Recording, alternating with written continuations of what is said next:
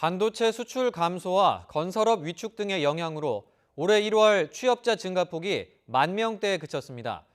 1월 실업률은 4.5%로 지난 2010년 이후 최고 수준을 보였습니다.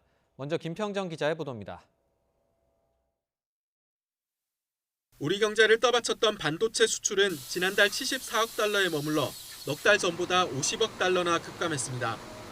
반도체 수출 부진은 일자리 감소로 이어져 지난달 제조업 취업자는 전년 같은 기간보다 17만 명이나 줄었습니다. 고용 유발 효과가 큰 건설업 역시 지난달 19,000명 줄며 감소세로 전환됐습니다.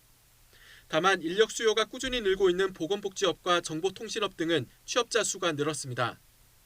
이런 영향으로 지난달 취업자 수는 2,623만 2천 명, 전년 같은 기간보다 19,000명 증가하는 데 그쳤습니다. 5달 만에 최저 증가폭이자 1월 기준으로는 글로벌 금융위기 직후인 지난 2010년 이후 9년 만의 최저치입니다. 기저효과도 한몫했습니다.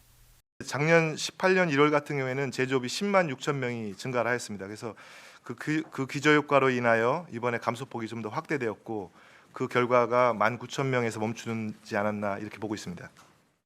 실업자 수는 전년 같은 기간보다 20만 4천 명 늘어 122만 명을 넘어섰고 실업률은 4.5%로 1월 기준으로 지난 2010년의 5% 이후 최고치를 보였습니다.